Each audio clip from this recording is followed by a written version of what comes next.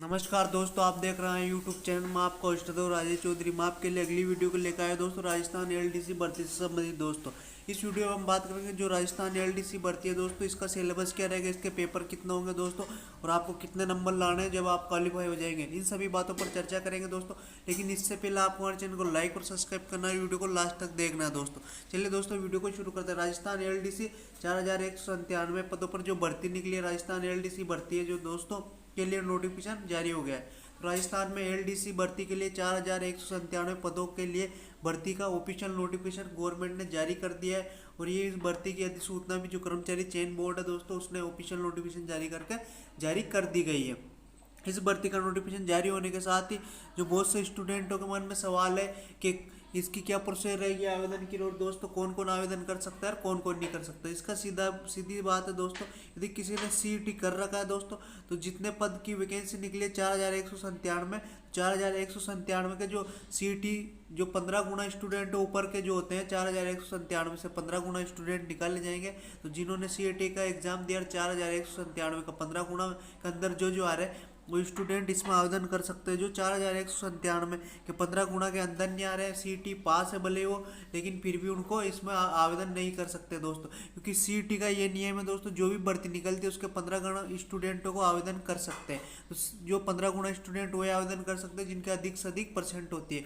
मान लो किसी का 50 या 60% है तो स्टूडेंट इसमें आवेदन नहीं कर सकता, क्योंकि दोस्तों इसमें 15 गुना जो भर्ती होती है उसके 15 गुना पद करके और फिर उसमें सीईटी से आवेदन करवाया जाता है। तो इससे बहुत से लोगों को नुकसान है। सरकार को ये नियम हटाना चाहिए, ये सीईटी का ये नियम गलत है दोस्तों, और डायरेक्ट ये नियम करना चाहिए या तो आपके कम से कम 55% हो मिनिमम पासिंग, या 60%, इससे अधिक परसेंटेज नहीं रखना चाहिए, क्योंकि ये ज़्यादा परसेंटेज होने से बहुत से स्टूडेंट ऐसे हैं दोस्तों जो बहुत सी भर्तियों से वंचित रह जाते हैं। जैसे कि शिक्षक भर्ती में दोस्तों प्री पास करने के लिए आपको न्यूनतम तो 55 या 60% होनी चाहिए। SC ST और अन्य कैटेगरी OBC अन्य कैटेगरियों के लिए तो 55% है, वहीं जनरल के लिए 60% है। जिन्होंने इतनी परसेंट क्वालिफाई कर लिया वो सभी स्टूडेंट जो है मुख्य परीक्षा या मेन एग्जाम में आवेदन कर सकते हैं। लेकिन सीईटी का नियम बहुत गलत है दोस्तों। उसमें ये नियम है कि जो भी भर्ती आएगी, मान लो किसी भर्ती में 100 ही पद आए दोस्तों, 100 पदों के 15 गुना 1500 पद होंगे, तो मतलब ऊपर से जो 1500 स्टूडेंट है दोस्तों सीईटी पास उनको ही लेंगे। तो इसका मतलब जिनके 70+ या 75+ ही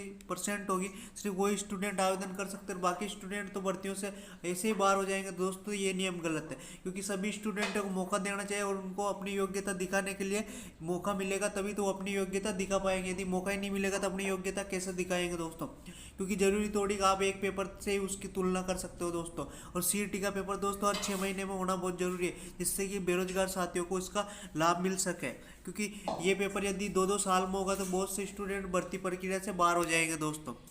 तो इस भर्ती की अधिसूचना जो RMSSB की आधिकारिक वेबसाइट के माध्यम से जारी की गई, जो ये भर्ती है एलडीसी भर्ती की अधिसूचना दोस्तों कर्मचारी चयन बोर्ड की ऑफिशियल वेबसाइट के माध्यम से जारी की गई है। इसके आवेदन फॉर्म भी स्टार्ट होने वाले हैं दोस्तों। जैसे आवेदन फॉर्म स्टार्ट हो जाएंगे तो जो स्टूडेंट ने सीईटी कर रखी है और वो 15 गुना के अंदर आ रहे हैं, सीईटी करने के बाद भी यदि 15 गुना जो पद है दोस्तों 4197 पदों के 15 गुना के अंदर आ रहे हैं, तो आप आवेदन करें और जल्दी से जल्दी तैयारी जारी रखें, क्योंकि जब तक तैयारी जारी नहीं रखोगे दोस्तों तो आपका सिलेक्शन नहीं होगा। तैयारी तो करना ही पड़ेगा, सिलेक्शन लेना है तो दिन रात मेहनत करनी पड़ेगी, तैयारी करनी पड़ेगी। बिना तैयारी किए कोई भी सिलेक्शन नहीं हो सकता, ना ही कोई कंपटीशन पास किया जा सकता है, क्योंकि लाखों स्टूडेंट होते हैं कंपटीशन में। आपको अपनी तैयारी को एक दिशा देनी है और एक धार देनी है। जब तक आप एक तैयारी को एक दिशा नहीं दोगे तब तक आप सेलेक्ट नहीं हो पाओगे। तो राजस्थान एलडीसी भर्ती जो है दोस्तों, उसमें 4197 जो पद है, तो 4197 पदों पर भर्ती के लिए आवेदन फॉर्म ऑनलाइन तरीके से मांगे गए। तो इस भर्ती के लिए जो आवेदन फॉर्म मांगे गए दोस्तों, ऑफलाइन तरीके से कोई भी आवेदन फॉर्म स्वीकार नहीं किया जाएगा, सिर्फ और सिर्फ ऑनलाइन तरीके से आप आवेदन कर सकते हैं। ऑनलाइन तरीके से आवेदन करने के लिए आपके पास योग्यता क्या क्या होना चाहिए। एक तो आप 12वीं पास होना चाहिए दोस्तों, जो स्टूडेंट 12वीं पास है वो इसमें आवेदन कर सकता है। लेकिन दूसरी शर्त ये है दोस्तों, 12वीं पास होने के साथ साथ ही आप सीईटी पास होना बहुत जरूरी, सीईटी पास होना जरूरी, तभी आप इसमें आवेदन कर सकते हैं दोस्तों। सीईटी के साथ साथ इसमें एक और शर्त है कि आपको 12वीं पास भी होना चाहिए, सीईटी भी होना चाहिए। इसके साथ ही आपके पास कंप्यूटर का या तो डिग्री, कंप्यूटर की 1 वर्ष या 2 वर्ष की डिग्री या डिप्लोमा होना चाहिए। यदि आपके पास कंप्यूटर का डिग्री या डिप्लोमा नहीं है तो भी आप एलडीसी भर्ती में आवेदन नहीं कर सकते। वही स्टूडेंट इसमें आवेदन करेगा जिसको जो 12वीं पास है, जो सीईटी क्लियर है और उसके पास कंप्यूटर के लिए जो डिग्री या डिप्लोमा, कंप्यूटर के क्षेत्र में दोनों में से एक चीज़ होना चाहिए। डिप्लोमा 2 वर्षीय होता है, डिग्री 3 वर्षीय होती है। यदि आपके पास 20 कंप्यूटर में डिग्री होती है दोस्तों, बीसीए होती है जो कंप्यूटर की डिग्री होती है, पीजीडीसीए होता है, ये सभी कंप्यूटर के क्षेत्र में होता है। यदि आपने बीसीए या पीजीडीसीए या कुछ कंप्यूटर के क्षेत्र में कोई भी डिग्री 4 वर्षीय या 3 वर्षीय कर रखी है तो आप इसमें आवेदन कर सकते हैं। और सीईटी पास हो और 12वीं पास हो तो आप इसमें आवेदन कर सकते हैं, नहीं तो फिर आप इस भर्ती के योग्य नहीं है और आप जो इस भर्ती में आवेदन नहीं कर सकते हो।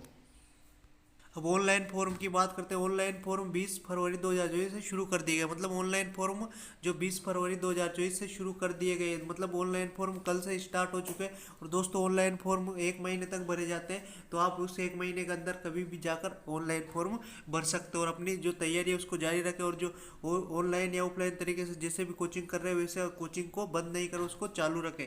और जो फॉर्म स्टार्ट होने के बाद दोस्तों आप यूँ समझ लीजिए कि एग्ज़ाम भी जल्दी होगा, इसका एग्ज़ाम में भी ज़्यादा टाइम नहीं लगेगा। आवेदन फॉर्म भरने की अंतिम तिथि 20 मार्च 2024 रखी गई। फॉर्म स्टार्ट तो 20 फरवरी 2024 से हो रहे हैं, वहीं आवेदन फॉर्म भरने की 20 मार्च 2024 रखी गई। मतलब है आपके आवेदन 1 महीने तक भरे जाएंगे, 1 महीने से भी ऊपर भरे जाए, 1 महीने तक भरे जाएंगे। हो सकता है कि लास्ट में डेट बढ़ जाए दोस्तों, क्योंकि कोई भी गवर्नमेंट वैकेंसी जब भी आती है दोस्तों, तो जब भी उसकी लास्ट डेट आती है तो 5 या 10 दिन उसकी वापस डेट बढ़ा दी जाती है, क्योंकि कोई भी स्टूडेंट फॉर्म भरने से वंचित नहीं रहे। यदि कोई स्टूडेंट वंचित रह जाता है दोस्तों तो उसके कारण वो खुद के कमियों के कारण रहता है कि गवर्नमेंट को काफ़ी समय देती है फॉर्म भरने के लिए।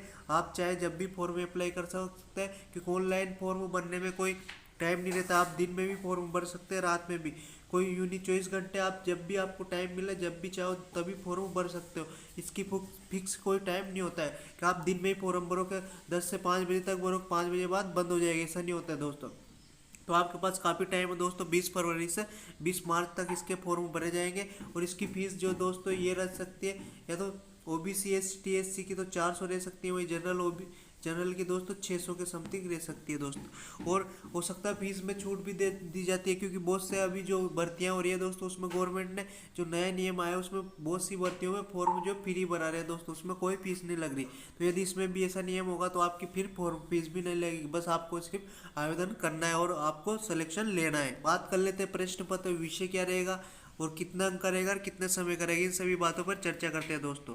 तो पहला जो प्रश्न पत्र है दोस्तों वो सामान्य ज्ञान करेगा। पहला प्रश्न जो पेपर है आपका किस करेगा, सामान्य ज्ञान, दैनिक विज्ञान और गणित का। जो पहले पेपर में दोस्तों एक तो सामान्य ज्ञान मतलब राजस्थान की समस्त जीके आएगी, राजस्थान के कल्चर, इतिहास और भूगोल तीनों चीज़ें आएगी। दैनिक विज्ञान मतलब जो आपके डेली अपडेट से जुड़ी है। सामान्य विज्ञान, विज्ञान भी इसमें शामिल किया गया है दोस्तों। और गणित जो मैथ भी है दोस्तों वो भी सामान्य, मतलब आपसे 12वीं तक की जो योग्यता रखी गई इसमें, तो दोस्तों ये इसके जो गणित जो आएगी 1 से 10वीं तक की आएगी दोस्तों। अब पहले प्रश्न में जो है पेपर है दोस्तों उसमें 150 प्रश्न आएंगे, कितने 100 अंकों के रहेंगे और समय रहेगा 3 घंटे, मतलब 3 घंटे का पेपर रहेगा दोस्तों। 150 प्रश्न आएंगे, 100 अंक रहेंगे, कितना अंक रहेंगे 100 अंक रहेंगे और 3 घंटे का पेपर रहेगा दोस्तों। तो इसमें आपको क्वालिफाई करने के लिए, मतलब जो सिलेक्शन होने के लिए कम से कम दोस्तों आपको 150 में से 100 प्रश्न तो राइट करने होंगे, तभी आप इसमें सेलेक्ट हो सकते हैं। यदि आपने 100 प्रश्न राइट कर दिए दोस्तों तो आप इसमें 100% सेलेक्ट हो जाएंगे। वही दूसरा पेपर है दोस्तों सामान्य हिंदी व अंग्रेजी दोस्तों। पहला तो क्या है दोस्तों सामान्य ज्ञान का था दोस्तों, जीके थी, उसमें विज्ञान था और गणित था। दूसरा पेपर है दोस्तों सामान्य हिंदी और अंग्रेजी, इसमें भी 150 प्रश्न आएंगे और इसमें भी 100 अंक होंगे। मतलब कुल 200 अंकों में से यदि आपने दोनों पेपर का मिलाकर 100 अंक भी अर्जित कर लिया दोस्तों तो यूँ मान के चलिए आप सेलेक्ट हो जाओगे दोस्तों। और इसमें भी टाइम वही 3 घंटे का रहेगा, पेपर का एग्जाम का टाइम रहेगा आपका, पेपर जो 3 घंटे तक होगा दोस्तों। तो सामान्य हिंदी और अंग्रेजी इसमें 2 ही सब्जेक्ट रहेंगे दूसरे पेपर में। इसका मतलब ये 75 क्वेश्चन तो आपके हिंदी का आएंगे और 75 क्वेश्चन जो दोस्तों आपके किसका आएंगे, अंग्रेजी के आएंगे। तो आपको ये ध्यान रखना है, आपको इंग्लिश भी जो तैयारी करनी है और हिंदी की करनी है। 150 प्रश्नों में से 75 हिंदी के और 75 इंग्लिश के आएंगे। 100 नंबर का पेपर होगा दोस्तों। दोनों पेपर मिलाकर 200 नंबर के होंगे दोस्तों। 200 नंबर में से यदि आपने 100 नंबर कर लिए तो आप 100% जो इसमें सेलेक्ट हो जाएंगे। और आप अगली जो ये होती है एलडीसी भर्ती में प्रक्रिया और टाइपिंग टेस्ट, उसके लिए सेलेक्ट हो जाएंगे। टाइपिंग टेस्ट होने के बाद आप जो है अंतिम रूप से सेलेक्ट हो जाते हैं दोस्तों। जैसे आपने जो एलडीसी की मुख्य परीक्षा है दोस्तों उसमें पहला पेपर पास कर लिया तो उसके बाद अगला जो ये होता है दोस्तों टाइपिंग टेस्ट होता है। तो कंप्यूटर हिंदी में जो टाइपिंग टेस्ट होता है दोस्तों कंप्यूटर में भी होता है और हिंदी में भी होता है दोस्तों। गति परीक्षण पहला तो होता है आप कितनी स्पीड से दोस्तों लिख सकते हो दोस्तों कंप्यूटर पे, क्योंकि आपको एलडीसी का काम कर रहे हो तो आपके जो कंप्यूटर पे ही काम करना पड़ेगा। और आपको टाइम मिलता है उसमें 10 मिनट का समय मिलता है, और आपको जो 10 मिनट में लगभग 25 जो है दोस्तों 25 शब्द लिखने होते हैं दोस्तों, क्योंकि 25 शब्द बहुत होते हैं दोस्तों 10 मिनट में, और 25 शब्द आपको स्पीड में भी लिखना होता है। तो आपको गति परीक्षण देखा जाएगा दोस्तों 10 मिनट में, और इसमें अंक होंगे दोस्तों, सॉरी दोस्तों, इसमें 25 अंक होंगे, 25 शब्द नहीं होंगे। शब्द तो कितने भी हो सकते हैं, लेकिन 25 अंक मिलेगा आपको इसको। दूसरा प्रयोगशाला भी परीक्षण, ये भी 10 मिनट का होगा दोस्तों, इसमें भी आपको 25 अंक मिलेंगे दोस्तों। तो मतलब कुल मिलाकर इन दोनों का आपको 50 अंक मिलेंगे। 50 अंक में भी यदि आप 30 अंक भी ले आते हो तो भी आप इसमें पास हो जाते हो, और अंतिम रूप से जो भर्ती में चयनित हो सकते हो दोस्तों। अब ये तो हिंदी की टाइपिंग थी दोस्तों। अब बात करते हैं दोस्तों इंग्लिश की टाइपिंग में क्या करना है। इंग्लिश की टाइपिंग भी वही 50 अंक की होगी दोस्तों।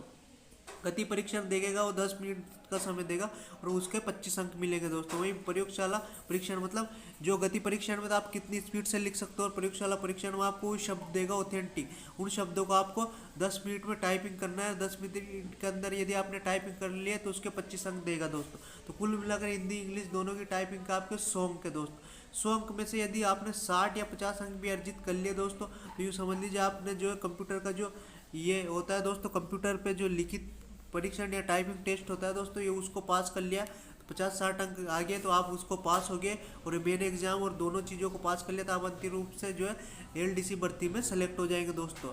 तो आपको अच्छे से तैयारी करनी है और अच्छी तैयारी जारी रखनी है, क्योंकि जब भी सेलेक्ट हो सकते हो दोस्तों। तो हमारी खबर कैसी लगी इसके बारे में कमेंट बॉक्स में जरूर बताएं। साथ ही हमारे चैनल को लाइक और सब्सक्राइब कर। आप सभी का दिन शुभ हो, सभी को धन्यवाद।